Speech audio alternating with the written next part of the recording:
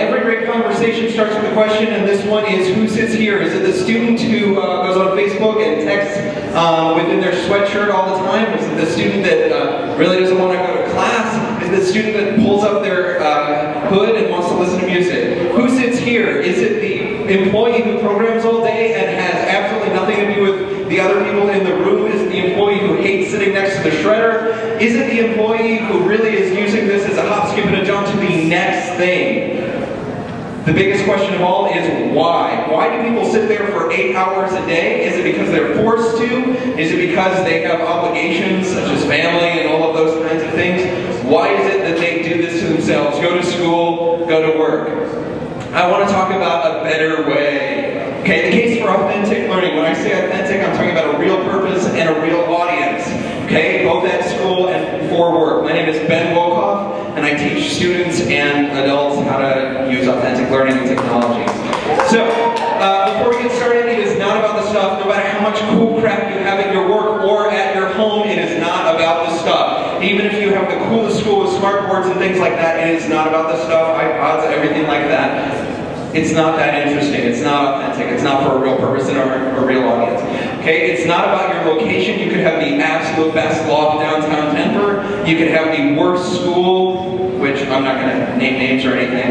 Okay? But it is not about your location. That does not lead to an authentic experience. An authentic experience starts with creating context. This is the picture, culture of difference. We need to take the context from what you know to a place where you don't know. The example that I'm going to use is 7th and 8th graders. We took them from suburban Highlands Ranch to Denver. We started using text marks to text information about a scavenger hunt to all around Denver. And we had them create an interactive scavenger hunt for other people. They were using this. You can also use this to get out messages and in order to create a more connected understanding.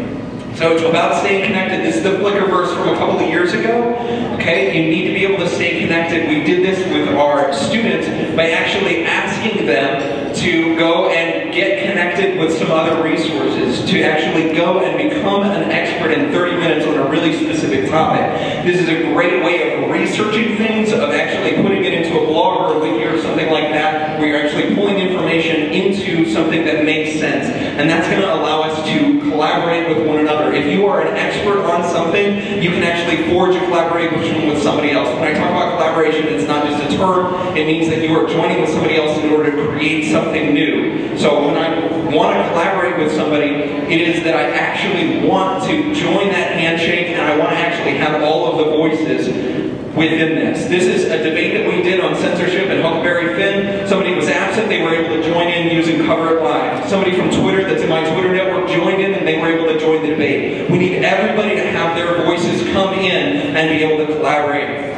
It's about changing direction. If we listen to all of those voices, then we won't have this fail right here, where if you create a project or you create a test that you can write all the answers on your hand, you have created a bad project or a bad test. Okay? The way that I know this is we did a project where I was asking students to create a utopia, a perfect place. I asked them to do it in text on a wiki. I thought that was really cool. They wanted to actually see the place. We found an open source project called Terrainjit where they could see the terrain of the project. That was a way of changing the direction of the project and starting a different conversation. It was no longer about text, it was about screencasting that place. It was about starting the conversation and changing the way that we do things.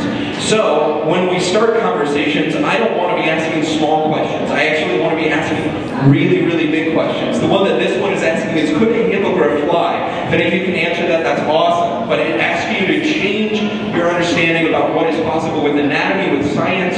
You are able to actually create something that's different, something that you really would like to be passionate about.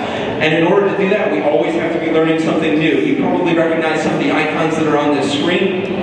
Some of them you probably don't. Okay, we need to be learning stuff that we already use and expanding out from there. Okay, continually learning something new. The way that I do that is actually bringing stuff that is old and bringing it back. Radio drama is popular in 20, 30, 30s and 40s. You're able to bring that new, create a podcast where kids are crafting content. You can do that where you're crafting content at work, where you're actually taking something that is old, bringing it to your authentic place. Authentic learning helps us to know why we are in work, at school, all of those different things. My name is Ben Wolkoff. You can contact me on Twitter at @BHWolkoff. I am at learningischange.com, and my new project, if you're interested in, is called Speed Geek Learning, which is people presenting ideas for purpose, with meaning, and finding perspective.